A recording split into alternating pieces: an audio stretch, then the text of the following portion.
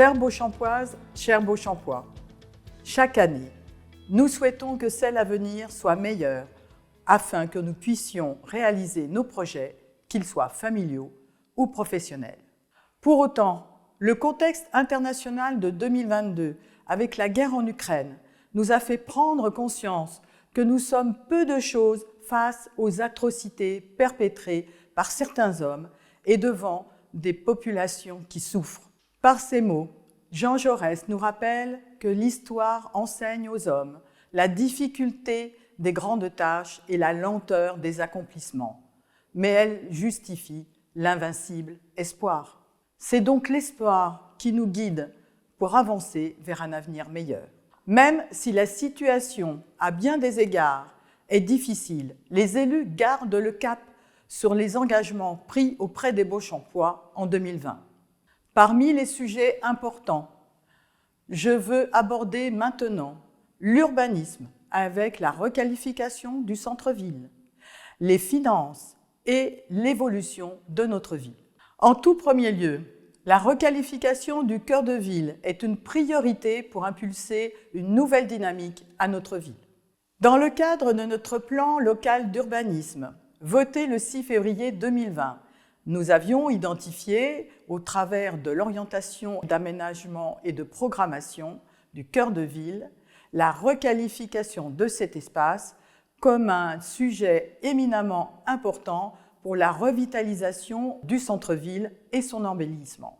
Ce sont environ 250 logements qui remplaceront des bâtiments peu qualitatifs et très vieillissants, avec en pied d'immeuble environ 2500 m² de services et de commerce.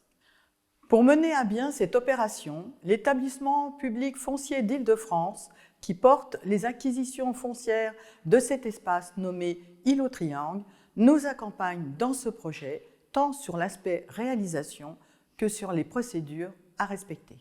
Le 29 septembre, en conseil municipal, nous avons franchi une nouvelle étape avec le dépôt du dossier de déclaration d'utilité publique afin de pouvoir maîtriser l'ensemble du périmètre foncier. Parallèlement, nous allons lancer une étude commerciale afin de déterminer les types de commerces et services nécessaires au développement et au dynamisme de notre ville. Dans les prochains mois, vous serez donc sollicités au travers de l'enquête publique, puis dans différentes instances de concertation pour co-construire avec les élus ce projet qui se veut plus ouvert sur ses habitants, avec une place généreuse, offrant des espaces de nature et des constructions respectueuses de l'environnement. La réalisation des projets est liée, bien sûr, à notre capacité financière. Depuis que nous sommes élus, nous conduisons une politique rigoureuse, ce qui nous amène, chaque année, à nous adapter aux différents aléas contextuels dépendant de la situation locale, nationale ou internationale. C'est ainsi que le coût de l'énergie en forte augmentation pèse lourdement sur notre budget.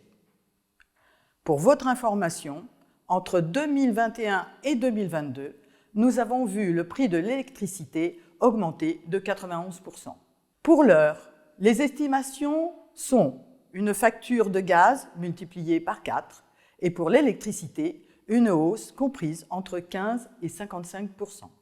Les collectivités sont donc dans une situation qui obère leurs finances. Le gouvernement, dans sa loi de finances 2023, laisse espérer un amortisseur pour aider les collectivités. À quelle hauteur ? Nous ignorons si notre ville sera concernée. Cependant, je tiens à remercier la communauté d'agglomération Valparisie, le conseil départemental et la région Île-de-France pour le soutien financier qu'ils nous apportent, soutien indispensable à la réalisation de nos projets. Face aux enjeux écologiques et économiques, nous avons mis en place un plan de sobriété énergétique sur l'ensemble de nos bâtiments qui passe bien sûr par une sensibilisation de tous. Par ailleurs, nous poursuivons la rénovation de nos bâtiments énergivores, tel le centre Omnisport, dont les travaux commenceront en 2023. Comme vous le savez, notre situation financière est fragile et c'est bien grâce à une saine gestion que nous parvenons à conserver notre capacité d'autofinancement, nous permettant de réaliser nos investissements sans avoir recours à l'emprunt. En ce qui concerne les taxes, l'année 2023 verra la suppression définitive de la taxe d'habitation sur les résidences principales que 20% des ménages les plus aisés payaient encore en 2022. Quant au taux de la taxe foncière, nous nous engageons à ne pas l'augmenter. Pour autant, l'évolution de notre ville doit se poursuivre. Le dynamisme et l'attractivité d'une ville se traduisent par sa capacité à la faire évoluer dans un rythme maîtrisé et selon ses besoins. Plusieurs facteurs y concourent. L'urbanisation, par l'accueil d'une nouvelle population, la capacité de nos équipements, le développement économique et l'emploi, les services publics proposés, le cadre de vie et les actions préservant notre environnement et assurant la protection de notre population. Aujourd'hui, pour répondre à ce défi majeur d'évolution, notamment en ce qui concerne nos équipements, nous serons en mesure, dès la rentrée 2023, d'accueillir une nouvelle population grâce à la capacité disponible dans nos écoles. Pour compléter l'offre d'accueil des tout-petits, nous avons signé une convention avec une association et ouvert en décembre dernier la crèche collective Chabulon de 14 berceaux. Enfin, en termes de création d'équipements pour 2023, nous prévoyons la réalisation d'une maison des associations et la couverture d'un terrain de tennis. Les festivités du centenaire de notre commune se sont achevées et je souhaite renouveler mes remerciements à tous ceux qui ont contribué à la réussite de cette commémoration. Mon équipe, le personnel communal, les associations, les enseignants et les acteurs économiques. Nos actions témoignent de notre volonté d'agir au plus près des Beauchampois. Nous intervenons dans tous les domaines, la solidarité, la culture, le sport et la sécurité, afin de contribuer à l'épanouissement de chacun. Je voulais saluer l'engagement des forces de l'ordre et des pompiers qui œuvrent chaque jour, parfois au péril de leur vie, pour notre sécurité dans le contexte actuel plus que jamais difficile. Je les remercie et leur apporte tout mon soutien.